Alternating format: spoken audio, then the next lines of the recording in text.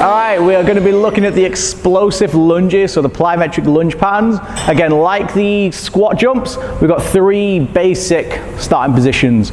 We've got the bounce lunge, like the bounce squat. We've got the explosive lunge, like the explosive squat jump. And we've also got tactical lunge as well, which is slightly different, a little bit more technical, quite a lot harder.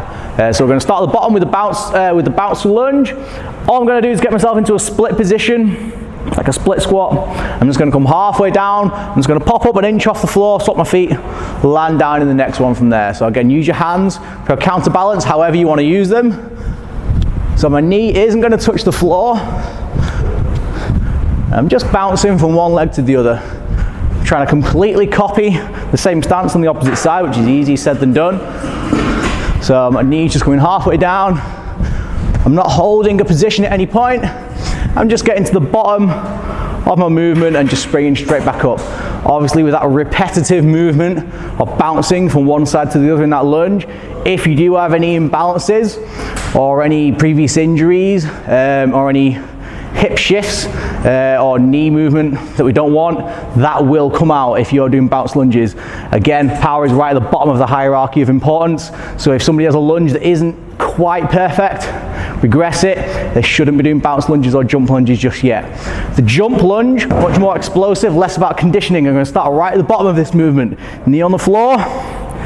Like I'm at the bottom, I'm going to jump up as high as I can, straighten my legs out, swap my feet, land on the opposite side, mainly taking care not to smash my knee into the floor on the way back down. So jump up high as possible, guiding that knee back down to the floor. Stop at the bottom, jump up, swap.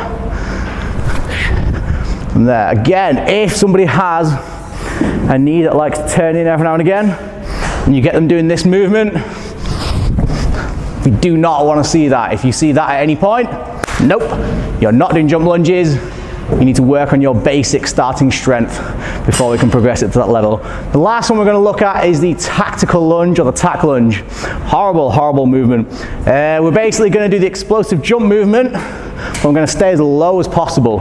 I'm essentially going to go from this position, quite a wide lunge. I'm going to swap my feet as fast as I can without jumping up in the air. So it requires very, very fast swapping of left and right foot, keeping my center of gravity very low. I'm going to have to use my arms to generate the power here. There's a lot of rotation. I'm going to start with my hands over my front leg. I'm going to throw them across and swap my feet at the same time, hopefully without jumping any higher than this number 5 behind me.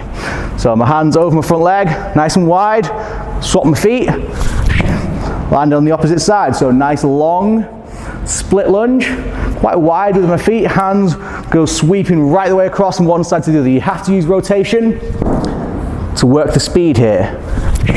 So it's almost like a big ice skater movement with the upper body. Obviously the goal there is to not jump up very high. And as you can probably imagine, it's quite advanced in terms of complexity and coordination, but there's a lot of flexibility with the power as well. So in terms of when you should apply this to a session, it is not anytime soon. It is right the way down the bottom of the line when people really are progressing in terms of strength, flexibility and power. Those are the 3 explosive lunges. I'll see you next time.